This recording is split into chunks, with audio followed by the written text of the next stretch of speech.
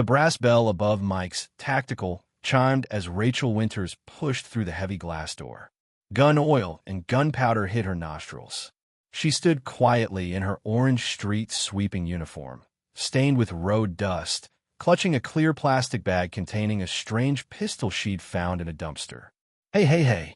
Big Mike's voice boomed from behind the counter, skull tattoos covering his thick arms. What are you doing here? Public restrooms across the street, lady. Raucous laughter erupted from 5 men examining firearms. Toy, bald in a tap-out shirt, whistled mockingly. Maybe she thinks this is a thrift store. Rachel walked slowly toward the counter. Contemptuous eyes tracked her every step. She lifted the plastic bag. I found this in the trash. It has strange markings. Big Mike snorted. Trash belongs at home. Get out. Troy and his buddies moved closer, surrounding her.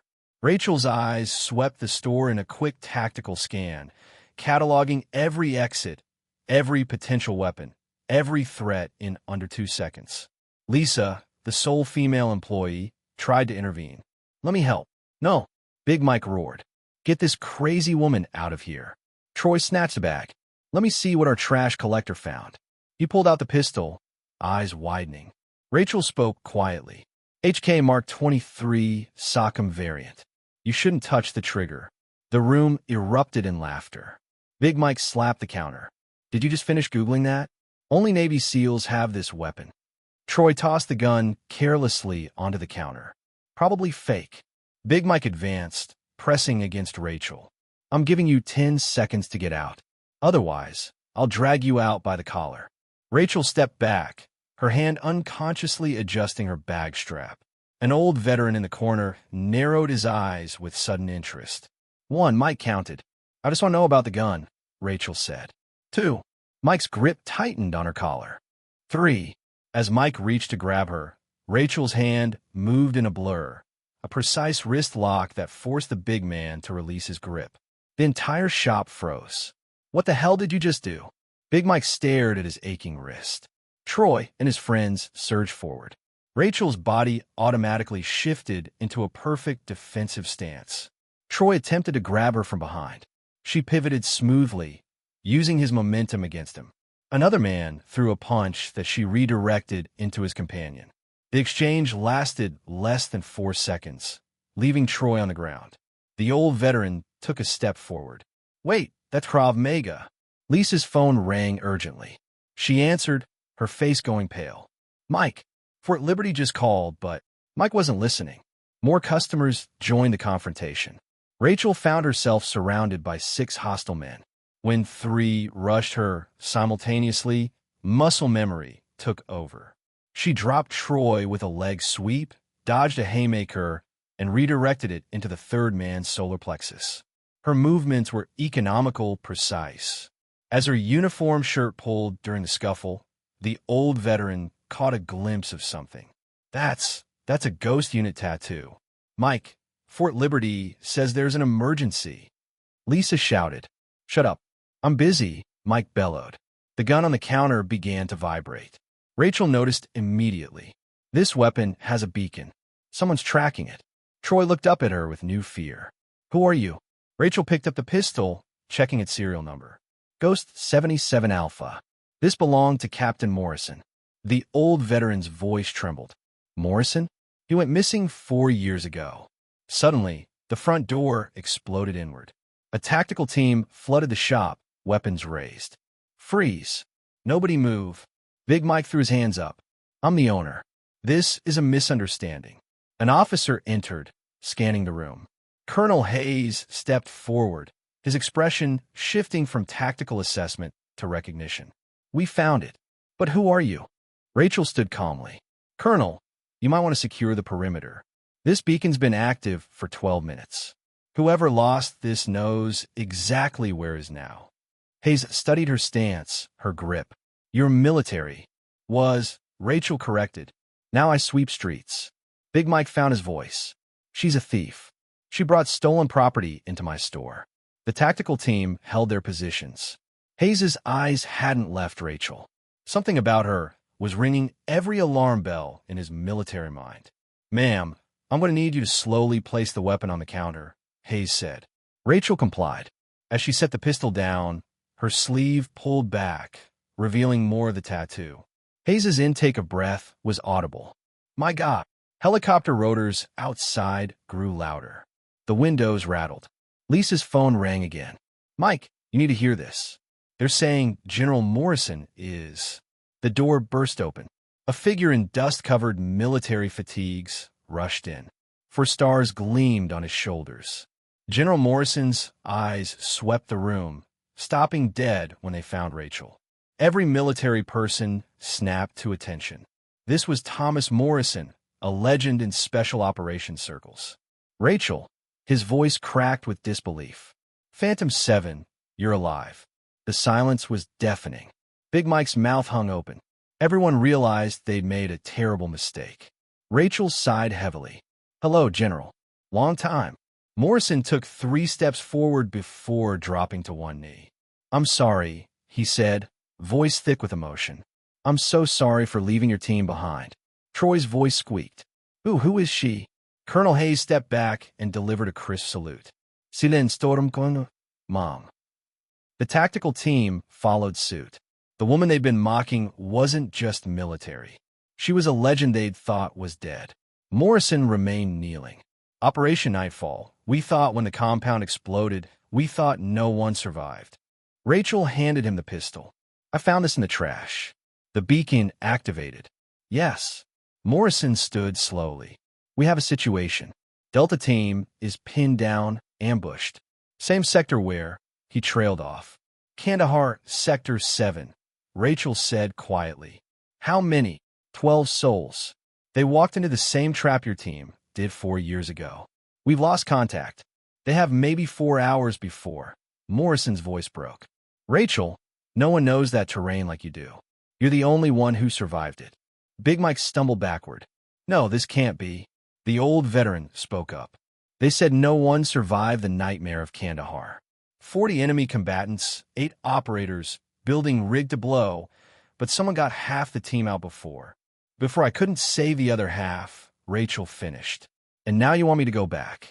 Morrison pulled out a tablet showing real-time satellite feed. They're here, pinned in the same valley. Enemy forces here, and here. Air support can't reach them. Ground approach is suicide. Unless someone knows the ghost paths, Rachel said, studying the screen. Her demeanor had changed completely. The meek street sweeper was gone.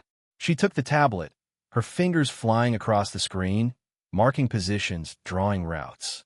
Your intelligence is 3 hours old. Enemy patrols shift at dusk. You're sending them into a meat grinder. She paused, looking Morrison in the eye. You knew that. That's why you're here. Morrison nodded. The Pentagon has authorized any measures necessary. Full operational command, if you'll take it. Big Mike found his voice. This can't be real. She's just a street sweeper. Rachel turned to him, steel in her voice. I'm a street sweeper. It's honest work. More honest than selling illegal modifications under the counter. Mike's face went white. Rachel, Morrison pressed. Those 12 soldiers, they're kids. 22, 23 years old. Right now, they're scared, probably wounded, definitely running low on ammunition. In 4 hours, they'll be dead. Unless someone who's already dead goes to save them, Rachel finished. She looked around at the people who had mocked her, at Troy cowering on the floor, at Big Mike. Then at the tactical team, at Hayes, at Morrison. Show me the real-time feed. All of it. And give me a direct line to whoever's commanding on site. If I'm doing this, we're doing it right. Morrison's relief was palpable. Hayes immediately began setting up a mobile command station. Screens unfolded, turning the gun shop into an impromptu tactical operations center. Rachel stood still in her street sweeper uniform, strange calm settling over her. She'd hidden for 4 years, swept streets, collected trash. But duty was calling her back. Ma'am, Hayes said, offering her a headset. Delta lead is Captain Williams. He's heard of you. Rachel took the headset. She turned to Big Mike one last time. The weapon modifications in your back room, the ones you sell to gang members, the serial numbers you file off, Fort Liberty has known for months. They were building a case. She paused. I saw them every morning when I emptied your dumpster. Every illegal sale, I swept this street clean, just like I'm about to sweep Sector 7. Delta Lead, this is Phantom 7, she said into the headset, her voice carrying command presence. I understand you're in a bit of trouble. Let's get you boys home. The response crackled through. Phantom 7. Ma'am, is that really? We thought you were Kia. Reports of my death were tactically advantageous, Rachel replied. Now, give me a full sitrep. As Captain Williams reported, Rachel's fingers danced across the tablet. Morrison watched her work with awe. This was the operator he remembered. Brilliant, decisive, utterly calm. They've got 2 wounded, 1 critical, Williams reported. We're down to 30% ammunition. Enemy forces are probing from the north and east. We've got maybe 2 hours before they mount a full assault. Rachel studied the map, calculating. Captain, do you see the rock formation at your 2 o'clock? Looks like a camel's hump. Affirmative. In 20 minutes, the sun will create a shadow line across the eastern approach. That's your window. Move your wounded to the crevice at the base. It's deeper than it looks. Goes back 40 feet. Defensible position. Ma'am, our intel shows that's solid rock. Your intel is wrong. Her voice carried absolute certainty. I've been in that crevice, Captain. Lost 2 teammates finding it. Saved 4 by using it. Trust me. Pause. Roger that, Phantom 7. Moving now. The gun shop had become utterly silent except for communications and Rachel's fingers on screens. Everyone watched this street sweeper coordinate a rescue operation with the kind of expertise that spoke of years in the deadliest places on Earth. Troy finally stood, staying well clear of Rachel. I didn't know. Rachel didn't look at him. No, you didn't. You saw a uniform and made assumptions. Same mistake the enemy made 4 years ago. Same mistake they're about to make again. She pulled up weather data, topographical overlays, infrared imaging. Morrison and Hayes watched as she rebuilt their entire operational plan. I need 3 things, Rachel continued. A direct satellite link maintained throughout. A medical team standing by with blood type O negative. Williams' critical casualty won't make it without immediate transfusion. And, she paused, I need you to keep my name out of it. When this is over, I'm still dead. I go back to sweeping streets. Morrison started to protest, but she cut him off. That's the deal, General. I save your boys, and I disappear again. No me des, no recognition. I had my war. This is just cleaning up one more mess. Ma'am, Hayes said. Transport's inbound. ETA, 6 minutes. Rachel nodded, then pulled off her street sweeper uniform top, revealing a plain black t-shirt. The full tattoo was visible now. 8 names inked around the ghost unit symbol. 8 operators who'd gone into Kandahar, Sector 7. For who'd come out because of her. For who hadn't. She folded the uniform carefully and handed it to Lisa. Hold this for me. I'll need it when I get back. Job doesn't do itself. Big Mike stammered. I'm sorry. We didn't know. Rachel looked at him directly. No, we didn't know. But you showed who you are when you thought I was powerless. That's the true measure of a person. How they treat someone they think can't fight back.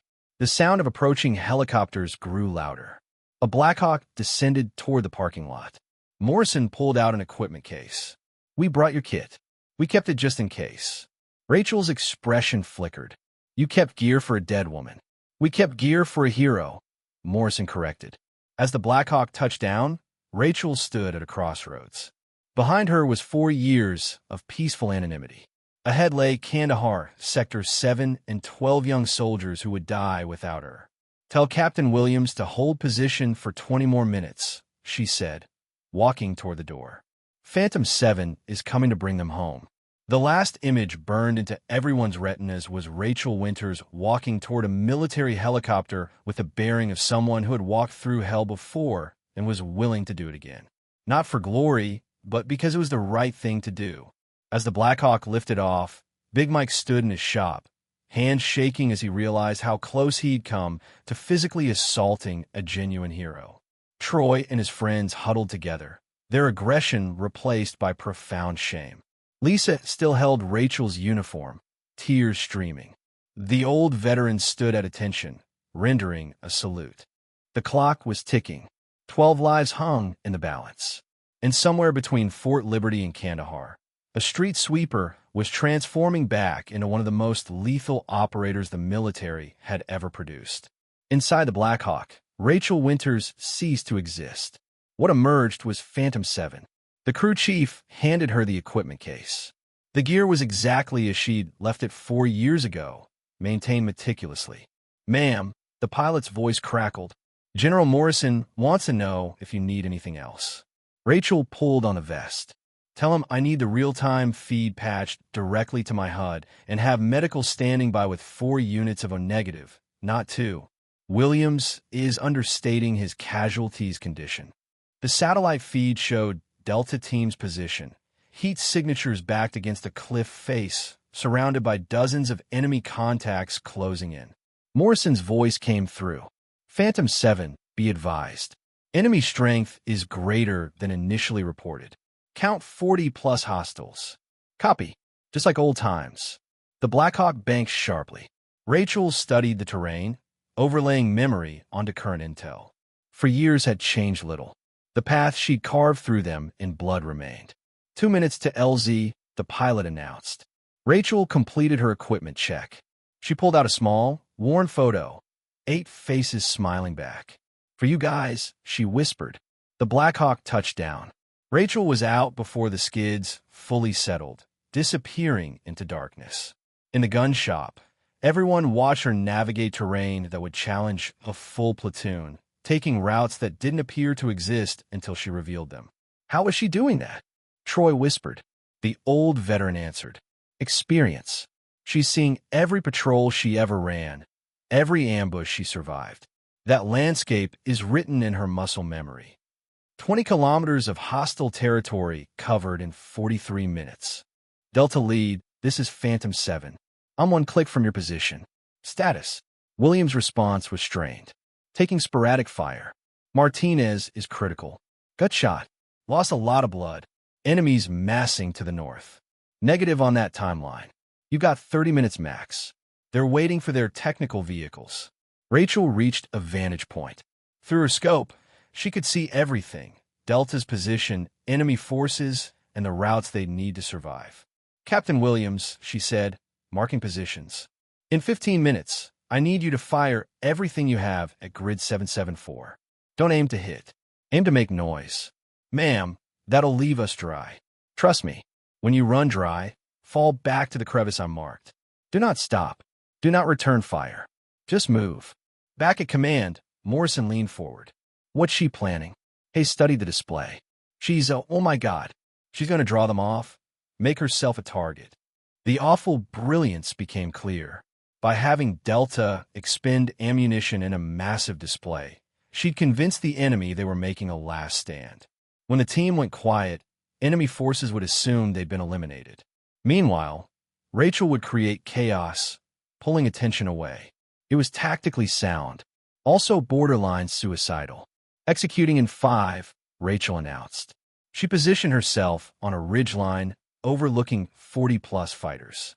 Through her scope, she identified priority targets, leaders, heavy weapons operators, communications. Delta Team opened up. The night erupted with gunfire. Rachel waited until enemy forces moved to flank, exposing themselves. Her first shot took out an enemy commander from 800 meters. Before the body hit ground, she'd shifted targets.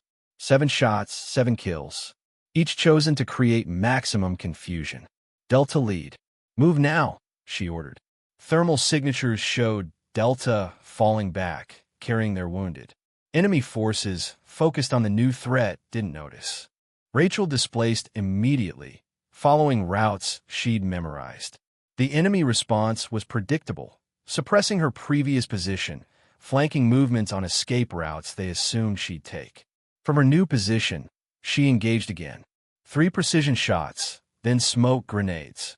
She was rewriting their battle plan with surgical violence. "Phantom 7, Williams' voice came through. "We're in the crevice. He's bad. Copy. Stay dark. Stay quiet. I'm bringing the cavalry." Rachel had to cover open ground while every enemy fighter hunted her. She moved like smoke, using terrain features burned into memory. An enemy patrol nearly stumbled over her position. She remained perfectly still. The patrol moved on. 20 minutes after initial engagement, she reached the crevice. Inside, she found 12 scared but disciplined soldiers protecting their wounded. Martinez was critical, gut shot, pale, breathing shallow. "Ma'am," Williams whispered, "I can't believe you're real." Rachel assessed their situation. "Captain, I need 2 volunteers who can still run.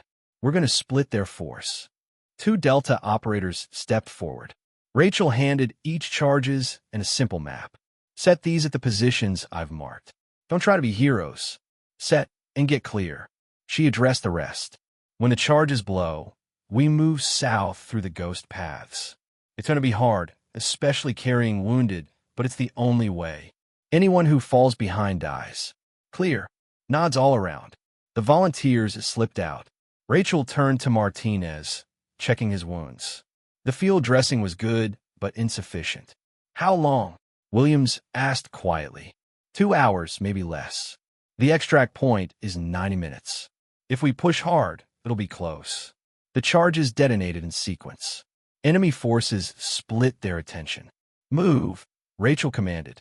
What followed was a masterclass in small unit tactics. Rachel led 12 soldiers through terrain that didn't seem navigable.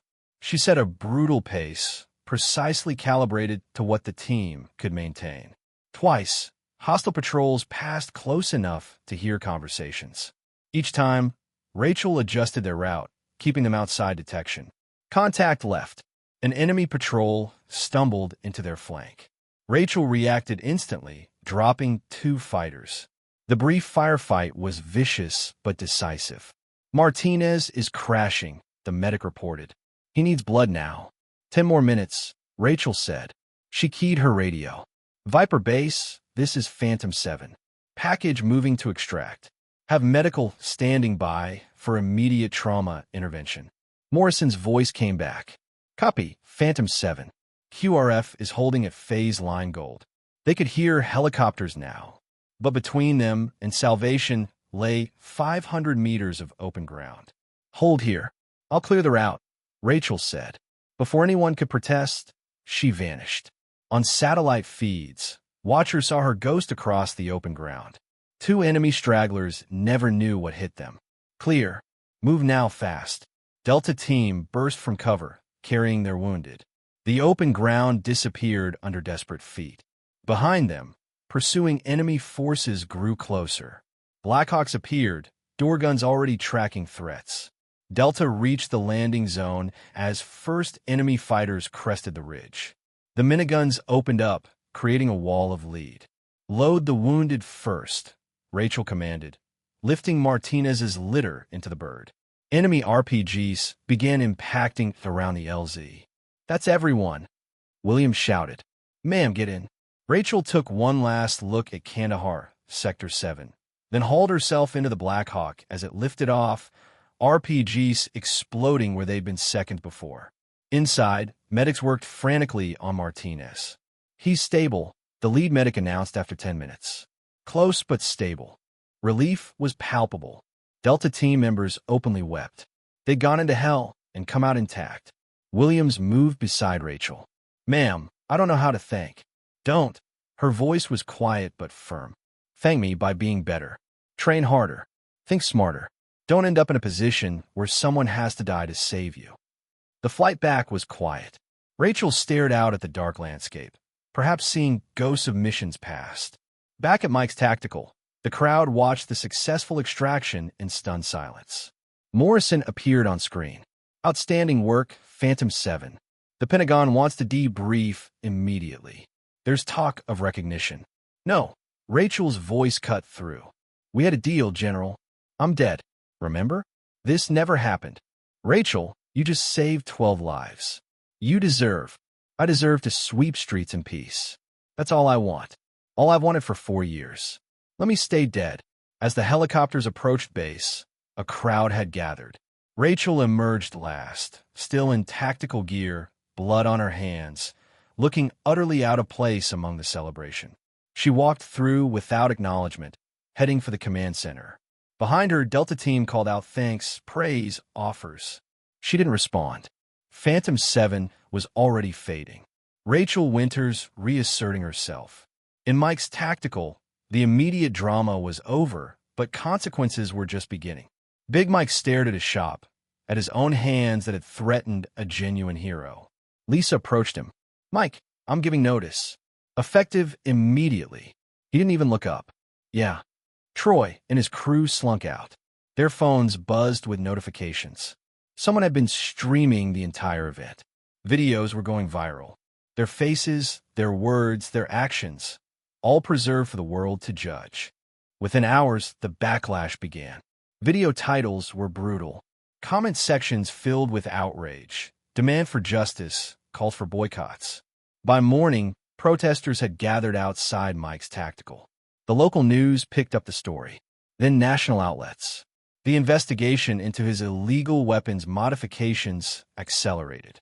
Federal agents arrived with warrants. The evidence was overwhelming. Years of filed-off serial numbers, illegal conversions, all documented in the trash Rachel had collected. 48 hours after Rachel walked into his shop, Mike's tactical was shuttered permanently. His license revoked, criminal charges pending, reputation destroyed. Troy fared no better. His employer terminated him. His social media became a target for an internet that never forgets.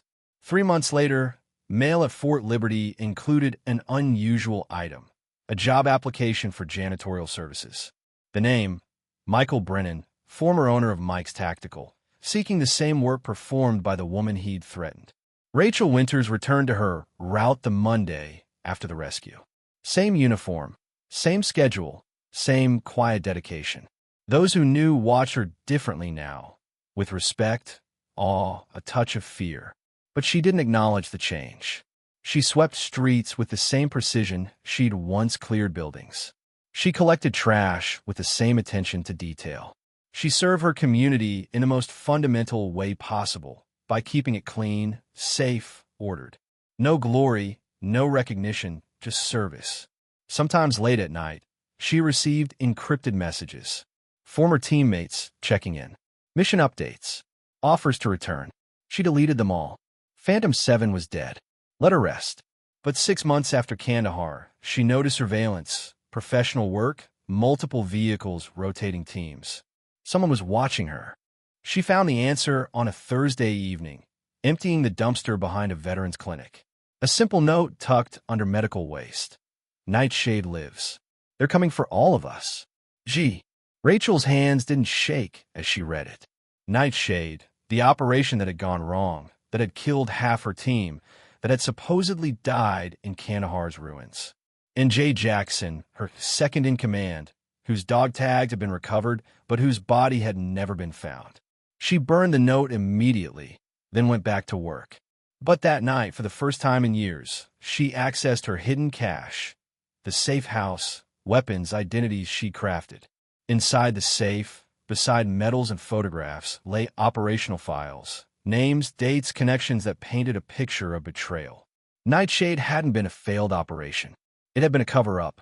The surveillance made sense now. They weren't watching her. They were protecting her. Rachel returned everything to the safe and went home. She made dinner, watched news, prepared for tomorrow's shift. Normal life, normal routine. But her windows had new locks, her doors additional reinforcement. 3 weeks passed. Then a figure emerged from an alley, tall, scarred, moving with predator's grace. She recognized the walk before the face. "Hello, 7, Jackson said. "Been a while." Rachel didn't stop sweeping. "You're supposed to be dead. So are you. Guess we're both ghosts now." They stood there, two phantoms in fading light. "They're moving," Jackson continued. "The people who sold us out, who got our team killed. They think enough time has passed. They're wrong. I'm done with that life." Rachel's voice was steady. "I sweep streets now. It's honest work." Jackson smiled without warmth. "You saved 12 soldiers 6 months ago. Seemed pretty invested for someone who's done. That was different. Those kids didn't deserve to die for someone else's mistakes. Neither did our team." Rachel finally stopped sweeping, looking at him. For years had aged him. "What do you want? Justice? Or revenge?" Sometimes they're the same thing. He pulled out a folder. 3 years of digging. Names, connections, proof. The operation that killed our team was covering illegal weapons sales. We were eliminated because we found evidence we weren't supposed to. Rachel didn't take the folder. And you want me to what? Suit up, go hunting. I want you to help me finish this. Then we can both truly die. She resumed sweeping. I have a job. A life. I'm not throwing away for ghosts. Jackson nodded, unsurprised. I know. That's why I'm not asking you to. Keep sweeping streets, Rachel. Keep living your life. But when we need you, when it's time to end this, be ready. He turned to leave. The surveillance teams will stay. Not all our enemies wear uniforms anymore. They know we're alive now. They'll come. Then let them come, Rachel said quietly. I'll be here, keeping the streets clean. Jackson smiled with genuine warmth. That's my 7. Always serving, even when the world doesn't deserve it. He melted back into shadows, leaving only the folder. Rachel finished her route, collected the folder, and went home. Tomorrow, she had streets to sweep. The ghost could wait. But that night, she cleaned every weapon in her cache, updated emergency plans, prepared for a war she hoped would never come. Because that's what operators do. They prepare, even when they're just sweeping streets. 2 weeks later, Big Mike appeared on a route wearing a janitor's uniform. Massive frame, seeming smaller, arrogance replaced by shame. Ma'am, he said awkwardly. I needed to apologize. Say you're sorry that you didn't know who I was? Rachel suggested. He flinched. No, yes, but he struggled.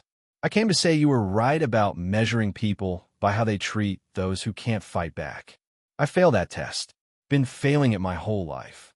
General Morrison retired, his last act ensuring Rachel's records remained sealed, her death certificate unrevoked, her anonymity protected, and Rachel swept streets with the same dedication she'd once cleared buildings. She watched Rachel studied him. What she saw was broken, not just his life, but his worldview. I have to finish my route, she said. I know. He pulled out an envelope.